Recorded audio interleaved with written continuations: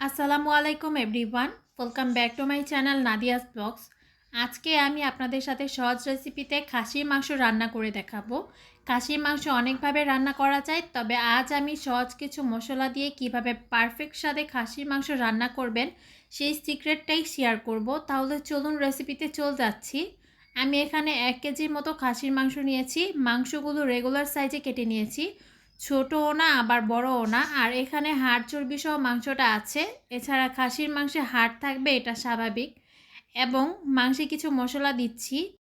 প্রথমেই দিচ্ছি পেঁয়াজ কুচি 1 কাপের মতো। পেঁয়াজটা নিয়েছি। এখানে পেঁয়াজগুলো হাত দিয়ে কচলিয়ে লেয়ারটা ভেঙে দিচ্ছি। এখন দিচ্ছি আদা ও রসুন বাটা 2 টেবিল চামচ পরিমাণ, হলুদ গুঁড়ো দিয়ে দিচ্ছি 1 টেবিল চামচ পরিমাণ, মরিচ গুঁড়ো দিয়ে দিচ্ছি 2 টেবিল চামচ পরিমাণ, ধনিয়া গুঁড়ো 1 টেবিল চামচ, জিরে গুঁড়ো হাফ চা চামচ। এবার দিব তেল। আমি সাধারণত সব রান্নাতে সরিষার তেলটা ব্যবহার করি।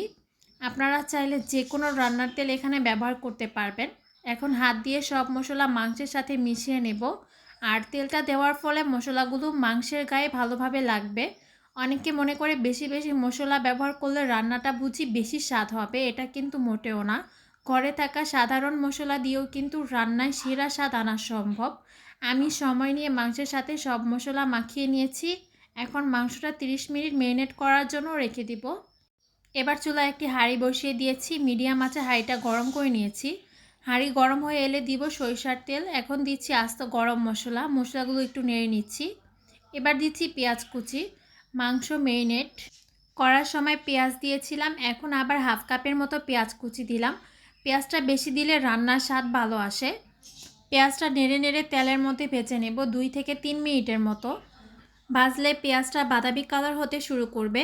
এবার ম্যারিনেট করে রাখা মাংসটা দিয়ে দেব। আমি 30 মিনিট ম্যারিনেট করেছি, আপনারা চাইলে আরও বেশি সময় ধরে ম্যারিনেট করে রাখতে পারেন। এখন নেড়ে নেড়ে তেলের মধ্যে মাংসটা কষিয়ে নেব। আপনারা নিশ্চয়ই খেয়াল করেছেন আমি কিন্তু আজকের রেসিপিতে কোনো বিশেষ মশলা ব্যবহার করিনি। আমাদের রান্না করে সব সময় থাকে এমন কিছু মশলা দিয়ে রান্নাটা করে দেখাচ্ছি। এবার মাংসটা ভালোভাবে নেড়ে ঢাকনা দিয়ে ঢেকে দেব। চুলার আঁচটা মিডিয়ামেই থাকবে। 10 মিনিট পর ঢাকনাটা তুলে নিলাম। দেখুন মাংস থেকে কিন্তু প্রচুর পরিমাণে পানি বের হয়েছে। মাংসটা যদি তাজা থাকে তাহলে বেশি পানি বের হয়। আমি কিন্তু কোনো এক্সট্রা পানি ব্যবহার করিনি। ভালোভাবে নেড়ে দিচ্ছি। চুলার আঁচটা মিডিয়ামে আছে।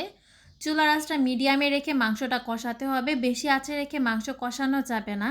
ভালোভাবে নেড়ে আবারও ঢেকে দিচ্ছি। আরও 10 মিনিট পর ফিরে এলাম। দেখুন মাংস থেকে যে পানিটা বের হয়েছিল তা অনেকটা কমে এসেছে। ভালোভাবে নেড়ে দিচ্ছি। খেয়াল রাখতে হবে মাংসটা যেন হাঁড়ির তলায় লেগে না যায়। পানি যেহেতু কমে এসেছে তাই আর ঢাকনা দিব না। এখন নেড়ে নেড়ে কিছুক্ষণ কষাবো। মাংসটা যত কষাবেন টেস্টটা তত ভালো আসবে। এছাড়া খাসির মাংসে কোনো বাজে স্মেল বা গন্ধ থাকবে না, সেটাও চলে যাবে। চুলার আঁচটা মিডিয়ামে আছে। বেশ অনেকক্ষণ যাবৎ মাংসটা কষিয়েছি। এখন পানি দিয়ে মাংসটা পুরোপুরি সিদ্ধ করে নেব। আর পানিটা অবশ্যই ফুটন্ত গরম পানি দিতে হবে। মাংস রান্নায় কোনোভাবেই ঠান্ডা পানি দেওয়া যাবে না।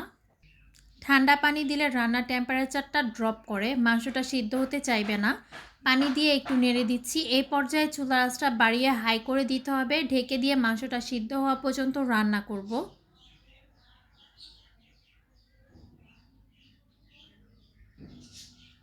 প্রায় 20 মিনিট পর ফিরে এলাম। এরই মাঝে ঢাকনা তুলে আমি কয়েকবার নেড়ে দিয়েছিলাম, আবারও নেড়ে দিচ্ছি।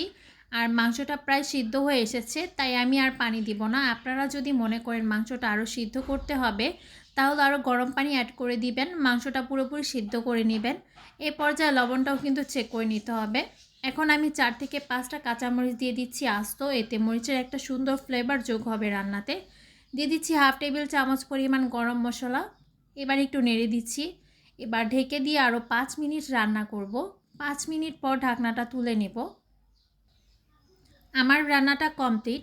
আমি আর ঝোল কমাবো না। রান্নার কালারটা কতটা আকর্ষণীয় লাগছে দেখতেই পাচ্ছেন। রান্নার কালারই বলে দিচ্ছে রান্নাটা কতটা পারফেক্ট হয়েছে। আর খেতেও মাশাআল্লাহ অনেক মজা হয়েছিল। আজকের রেসিপিটা আমি আপনাদের খুব সহজভাবে এবং অল্প মশলায় দেখানোর চেষ্টা করেছি যেন আপনারা খুব সহজেই রান্না করতে পারেন। তাহলে আজকে এ পর্যন্তই। সবাই অনেক বেশি ভালো থাকবেন, সুস্থ থাকবেন। আল্লাহ হাফেজ।